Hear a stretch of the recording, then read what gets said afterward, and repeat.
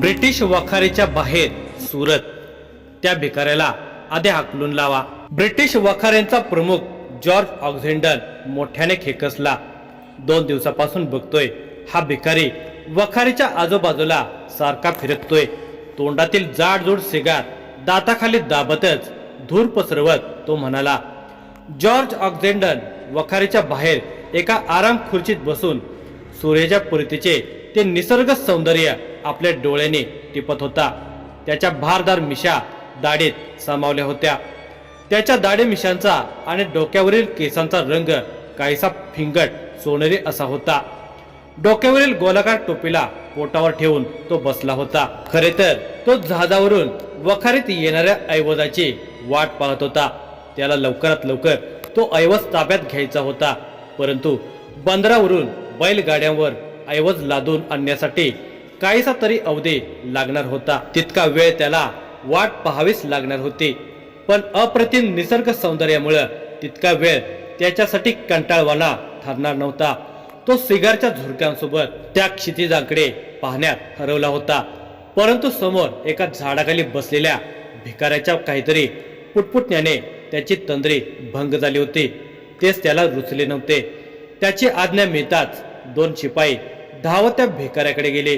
त्या भिकाऱ्याची अवस्था बघून ते जरा लांबच थांबले। भिकाऱ्याचे एकमेकांत गुंतलेले केस मानेपर्यंत पसरलेले होते, शिवाय त्यावर धुळीचा थर बसला होता। घामावर चिकटलेल्या मातीमुळे सर्वांग काळे कुट्ट झाले होते। दाढी मिशा वाढलेल्या होत्या, अंगावर फाटकी वस्त्रे होती, डोळे लाल भडक झाले होते। तो एकसारखा वर बघून हसत होता, काहीतरी पुटपुटत होता। पुटपुटताना त्याच्या ओठांच्या कडेने लाळ ओघळत होती। त्याच्या त्या किळसवाण्या अवताराकडे पाहून त्या शिपायाने ब्रिटिश वखारीच्या प्रमुखाला सांगितले, साहेब, हा भिकारी वेडा दिसतोय, हाकलून लावा इथून त्याला। जॉर्ज ऑक्झेंडन म्हणाला, ए बाबा, जा इथून। शिपाई म्हणाला। त्या शिपायाच्या बोलण्याचा त्या वेड्या भिकाऱ्यावर तीळ मात्रही परिणाम होत नव्हता। जणू त्याला त्याचे बोलणे उमगतच नव्हते। तो भिकारी आकाशाकडे बघून वेडगळपणे हसून काहीतरी पुटपुटतच होता। ए भिकाऱ्या, कळते का तुला? चल इथून नाही, जा। दुसरा शिपाई जरा रागातच ओरडला, थांब, हे दे त्याला। जॉर्ज ऑक्झेंडन खिशात हात घालत म्हणाला। शिपायाने जॉर्ज ऑक्झेंडनकडे वळून पाहिले। त्याने खिशातून एक सोन्याचे नाणे काढले आणि शिपायांच्या दिशेने भिरकावले। शिपायाने ते वरचेवर झेलले। मग त्या शिपायाने ते नाणे त्या भिकाऱ्याच्या समोर धरले आणि म्हणाला, घे, आमचे साहेब फार दानशूर आहेत, घ्याने निघेतून। त्या शिपायाच्या बोलण्याने त्या भिकाऱ्याने मान वळवली आणि हात समोर केला। शिपायाने भिकाऱ्याच्या हातावर ते नाणे टाकले। मग तो भिकारी वेडगळपणे हसत पुटपुटत चालू लागला। आपण काहीतरी दान केल्याचा अभिमान जॉर्ज ऑक्झेंडनच्या चेहऱ्यावर झळकत होता। त्या अभिमानी मुद्रेतच त्याने सिगारचा झुरका ओढला, मग त्याचा धूर हवेत सोडला। तो धूर विरळ झाला तेव्हा तो भिकारी वखारीपासून बराच लांब गेला होता। थोडे अंतर चालून तो भिकारी थांबला। एक वार वळून त्याने वखारीकडे पाहिले। वखारीच्या मागच्या बाजूच्या एका मजबूत बांधकाम असलेल्या वास्तूमध्ये काही मजूर डोक्यावर अवजड गोण्या घेऊन जाताना त्याला दिसले। त्या मजुरांसोबत 15-20 सैनिक होते। जवळजवळ 8 मजूर होते, ते म्हणजे 8 गोण्या त्या वास्तूत घेऊन गेले होते। जॉर्ज ऑक्झेंडन त्या सैनिकांना काहीतरी सूचना देत होता। ते सारे दृश्य त्या भिकाऱ्याने आपल्या डोळ्यात साठवून घेतले। मग तो तिथेच बाजूला एका झाडाखाली बसला। आपल्या हातातले सोन्याचे नाणे त्याने निरखून पाहिले, नंतर ते हातात गोल गोल फिरवले। मग त्या ब्रिटिश वखारीवर नजर टाकली आणि ओठांची कडा एका बाजूला लांबवत तो हसला आणि मनातल्या मनात म्हणाला, राजे, तुमच्या आज्ञेचं तंतोतंत पालन होतंय। आधी योग्य नियोजन, मग योग्य वेळी प्रहार। त्या भिकाऱ्याने आपल्या दाढीवरून हात फिरवला। त्याच्या मिशांच्या आड लपलेल्या हास्याला त्याने आणखी उजेडात आणले। मग तो भिकारी उठला, पुन्हा एकदा त्या ब्रिटिश वखारीकडे पाहिले आणि हसून त्याने आपली मान डोलावली। हातातल्या नाण्याला धोतरात लपवले आणि हसून मान हलवतच तो वखारीपासून लांब निघून जाऊ लागला। सूर्याच्या कोवळ्या नारंगी छटा आसमंतात उमटल्या। तो पूर्वेकडून नुकताच डोकावून पाहत होता। मार्क्सिस्ट मासाने वातावरणावर आपली पकड घट्ट केली होती, त्यामुळे हवेतला गारवा अधिक तीव्र झाला होता. सुरतेच्या किल्ल्याच्या परकोटावर पहारा देणाऱ्या पहारेकऱ्यांना देखील अंगावर उबदार वस्त्रे चढवली होती. काहींची वस्त्रे मेंढ्यांच्या लोकरीपासून बनवलेली होती, तर काहींची विविध प्राण्यांच्या चर्मापासून बनवलेली होती. किल्ल्याच्या द्वारावर पहारा देणाऱ्या पहारेकऱ्यांनी थंडीपासून बचावासाठी शेकोटी पेटवली होती. 5-6 पहारेकरी शेकोटी भोवती बसले होते. काही उभे होते, हाताला ऊब देत गप्पा गोष्टी करत होते. रात्रभर पहारा देण्यासाठी कराव्या लागणाऱ्या जागरणाचा लवलेशही त्यांच्या डोळ्यावर दिसत नव्हता. बहुतेक सगळ्यांनी आळीपाळीने झोपा काढल्या असाव्यात.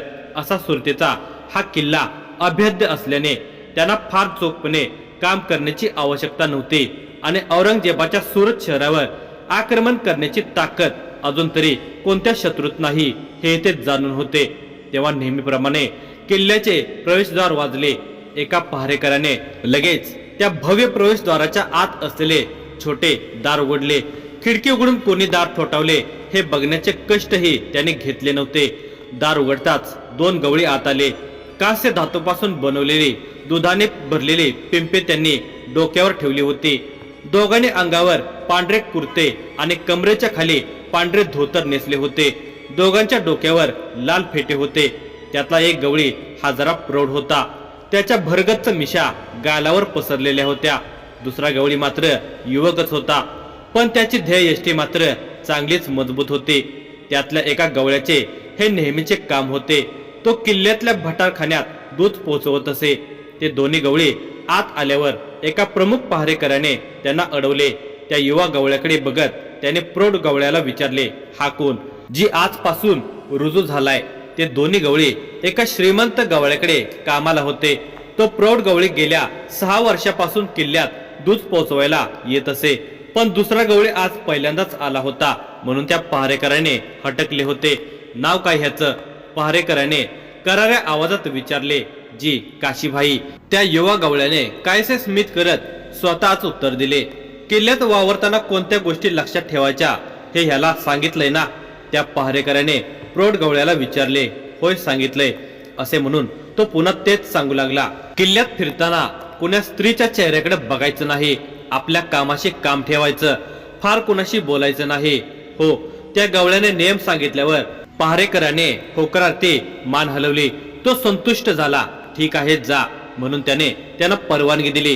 ते दोघे आत गेले. थोडे पुढे चालत गेल्यावर तो युवा गवळी प्रौढ गवळ्याला म्हणाला, हे काय, ह्यांनी तर आपली तपासणी देखील केली नाही. किल्ल्यात प्रवेश केल्यावर पहारेकऱ्यांनी त्यांच्या कपड्यांची आणि पिंपांची मुळीच तपासणी केलेली नव्हती. याचेच त्याला आश्चर्य वाटले होते. त्यांना आपली तपासणी करण्याची गरज वाटली नाही. असं का? त्या प्रौढ गवळ्याने स्मित हास्य करत उत्तर दिले. 6 वर्षापासून हाच विश्वास कमावला आहे मी. चांगलाय, म्हणून काशीबाई हसला आणि पुटपुटला. ह्या विश्वासाचा चांगला उपयोग होणार आहे आपल्याला. त्या प्रौढ गवळ्याने डोळे बारीक करून काशीबाईवर कटाक्ष टाकला आणि म्हणाला, फार जास्त उत्साही होऊ नकोस, जरा धीरानं, नाहीतर सगळा खेळ संपवशील. काशीबाईने नकारात्मक मान हलवली आणि स्मित करत म्हणाला, काळजी करू नका, संपूर्ण प्रशिक्षण घेतलंय मी. लालचंद भाई, तुम्हाला काय वाटतं, ह्या सैतानांना लुटून किती रक्कम मिळवता येईल? किल्ल्याच्या पायऱ्या चढताना काशीबाईने त्या प्रौढ गवळ्याला प्रश्न केला. तो प्रौढ गवळी हा बहिर्जी पथकाचा स्थायिक हेर लालचंद गुजर होता. तो गेल्या 6 ते 7 वर्षापासून सुरतेमध्ये स्थायिक झालेला होता. गप्प बस, असले प्रश्न असं चालता बोलता विचारायचे नसतात. तुला इतकंही ठाऊक नाही का? लालचंद भाईने त्याला थोडे दटावत म्हटले. अहो, इथं कुणाला कुठं आपली मातृभाषा कळते? काशी थोडे हसत म्हणाला, असा विचार अजिबात करू नकोस. सुरत भारतातलं असं एकमेव शहर आहे जिथं तुला भारतातल्या वेगवेगळ्या भाषा तसेच देशोदेशीच्या भाषा बोलणारे आणि समजणारे लोक आढळतील. तेव्हा सुरतेत वावरताना सावध राहा. जे बोलायचंय ते हळू आवाजात बोल. जी आपल्या वरिष्ठ हेराने दिलेला सल्ला त्याने लगेच स्वीकारला.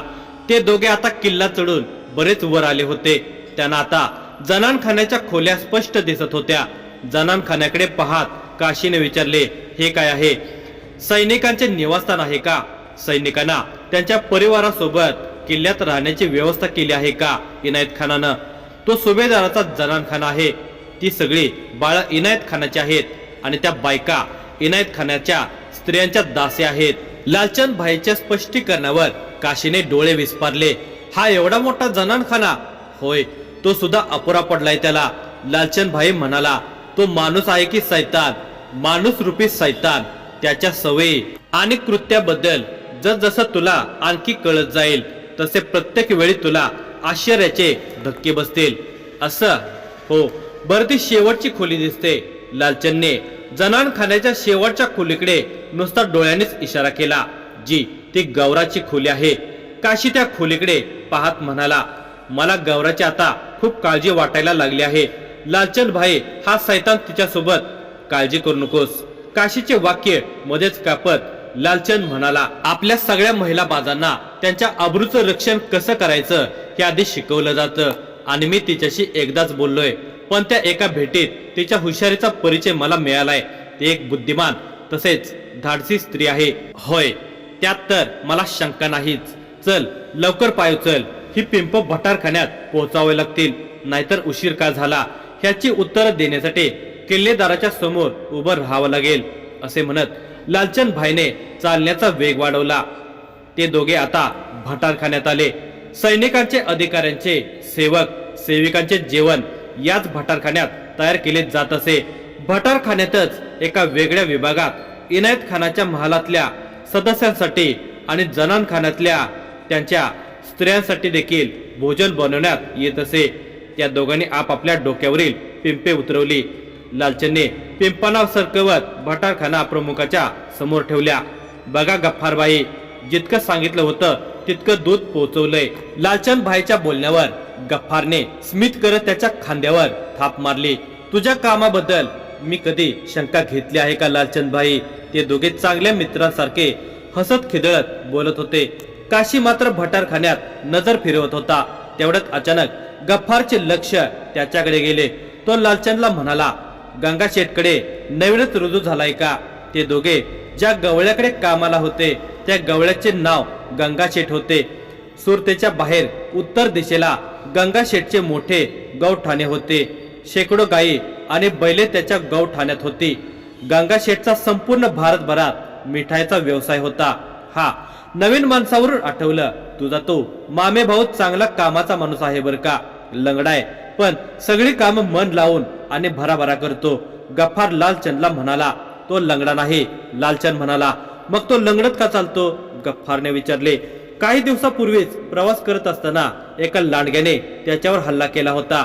त्यात त्याचा पाय गंभीर जखमी झाला होता. हो का? पण खरंच खूप कामाचा माणूस आहे, एकदम ताकदवान. बघ, ही दोन्ही पिंप एकटा उचलून येईल. हसत हसत गफ्फारने सांगितले आणि लगेच हाक मारली. ए नवीन मुला, जरा इकडे ये. गफ्फारने हाक मारताच एक धिप्पाड आणि पेलदार ध्येयष्टी असलेला युवक आपली पगडी सावरत आतल्या खोलीतून बाहेर आला. तो लंगडत चालत होता. त्याला बघून काशीच्या चेहऱ्यावर कायसे स्मित प्रकटले, पण त्याने ते स्मित लगेच आवरले. तो धिप्पाड युवक म्हणजे त्याचाच मित्र मंबाजी होता. काही दिवसापूर्वी नियोजनबद्धपणे लालचंदने गफ्फारशी असलेल्या आपल्या मित्रतेचा लाभ उठवत त्याला भटारखान्यात का मिळवून दिले होते. अर्थातच सगळी घडी नीट बसली होती.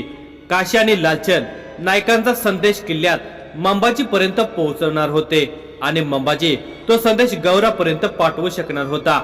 अटीतटीच्या प्रसंगी गौराच्या संरक्षणाची जबाबदारी देखील मंबाजीवर होती.